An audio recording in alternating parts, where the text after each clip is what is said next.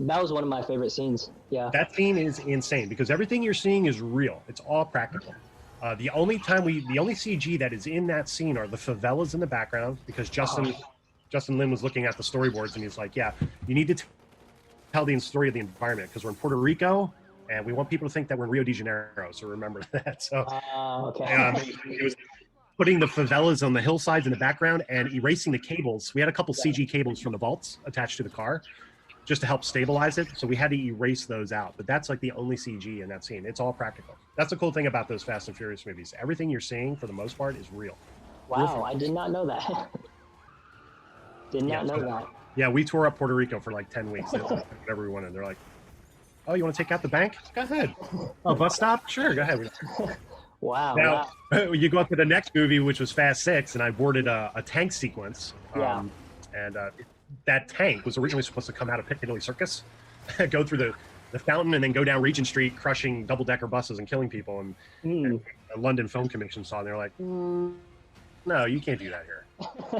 So we had to reboard, retool, and pack up. And I think we went to the Canary Islands to shoot the tank on the bridge instead, which ended up being a great scene. So. Oh yeah. So that scene where they're dragging in Fast 5, where they're dragging the safe through the streets, that was practical effects. All practical, yeah. Wow. Huh.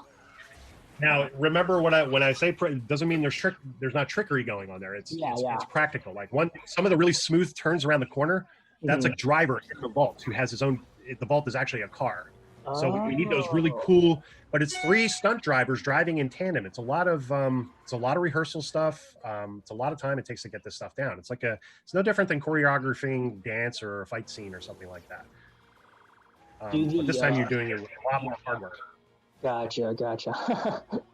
Do the actors ever actually like drive the cars during like the chase scenes and stuff, or is it like? No, they'll do. Yeah, they do. When we need main unit shots, which are shots of the actor.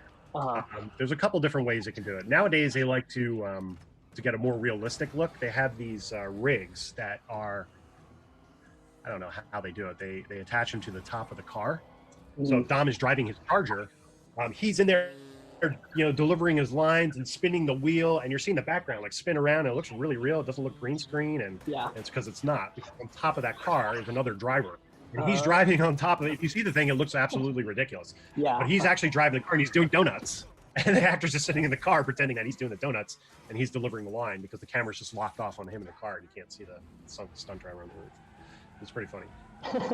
See, like most people would never know that just watching the movies. Like it looks so well done. Yeah, like was it I think 7 when they pushed the cars out of the airplanes? That's all real. But when you cut into the actor now, the actor is on a gimbal, which is this giant contraption that the car is actually locked on to. And that gimbal can spin the car around like 360 or, ass over end or side to side, however they want to configure it.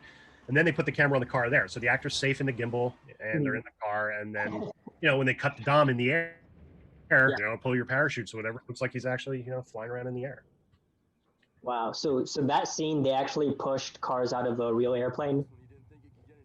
Yeah, there's a great documentary that my boss Spiro did on YouTube. You can find it. It's Spiro and Jack Gill, Jack is the stunt coordinator. Spiro's the director. I'm the artist.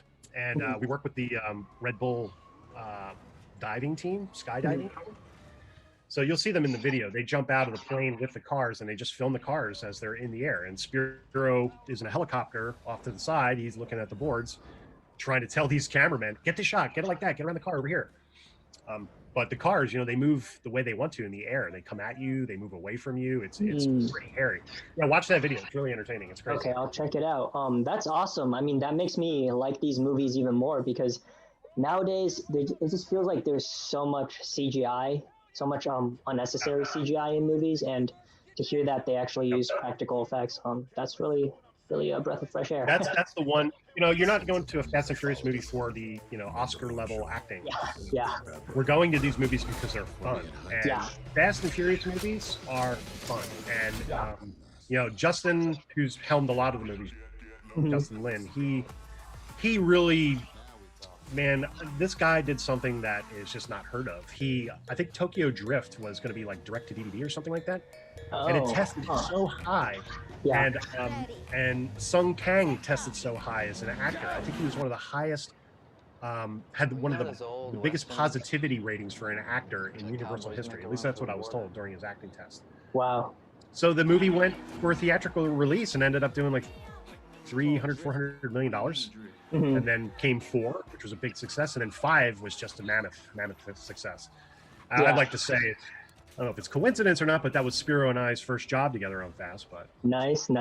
I mean, I think 5 was the one that like really changed the whole genre. You know. it revitalized it for sure. It turned it into a heist genre, not a bunch of high school kids stealing car radios anymore. You know, Yeah. It totally upped the ante, and now we're in total, we're in total heist land now. Yeah, I mean, everything. That's the one thing. One thing you can really appreciate about all those Fast movies, well, at least from 3 on, is that the practical action and everything that you're seeing there is real. The light on the surfaces, the physics, all of it is real. There might be some small CG enhancement, like making an explosion bigger or adding some extra debris or something like that. But you're never going to see like a floaty. I mean, even in Furious 7, when the Lycan jumped from the one building to the other and then to the third building. Yeah, that was real. Really, it just wasn't at that. Well, just wasn't at that spot. But we built part of that building. We built it like 7 stories high, and we built another building right next to it. And we jumped the car from one building to the other, and it hit the floor. Then they set it up for the third building that we built. That wasn't a whole building; it was just the exterior and enough for the car to jump and land on the other building. But it's all practical. Okay. So, was there a real person in the car or no? I don't think there was a real person in the car. That was a little too dangerous. Yeah. There wasn't a real person in that scene, and then when we were in Iceland doing the submarine scene, there wasn't a real person in the Charger when it launched over the conning tower of the sub. Okay. Most of the time, dude, they had a real stunt guy in there. Wow. We had cars like going into the water through the ice. We had to have divers like pulling people out. It's pretty hairy. Jeez, never would have thought of that. I thought it was all CGI. No, like I said, you'll get enhancements here and there. They'll do a couple shots